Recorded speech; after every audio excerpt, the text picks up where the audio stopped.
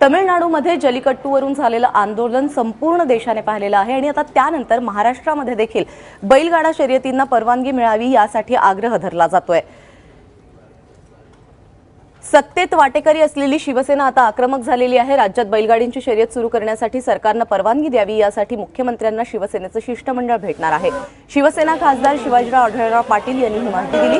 बैलगाडी शर्यतीसाठी तत्कालीन पर्यावरण मंत्री प्रकाश जावडेकर यांनी 3 वर्षात काहीही केलं नाही असा टोलाही त्यांनी लगावलाय।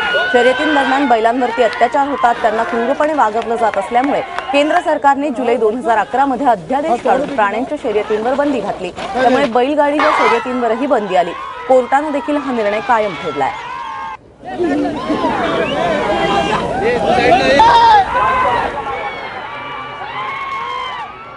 प्रकाश जावडेकर मंत्री असताना 2 वर्षापूर्वी त्यांना सुचवलं होता की एकतर बिलामध्ये सुधारणा करण्यासाठी, बिल अमेंडमेंट करण्यासाठी, ॲक्टमध्ये अमेंडमेंट करण्यासाठी बिल सादर करावं। शिवसेनेच्या वतीनं आपलं एक शिष्टमंडळ उद्या किंवा आज आदरणीय उद्धवजींच्या सहीने सन्माननीय मुख्यमंत्र्यांना मागणीपत्र जाईल की राज्यानं सुद्धा तामिळनाडूच्या धर्तीवर वटहुकूम, राज्याचा वटहुकूम काढावा, कायद्यात बदल करावा आणि बैलगाडा शर्यतीत चालू आहे।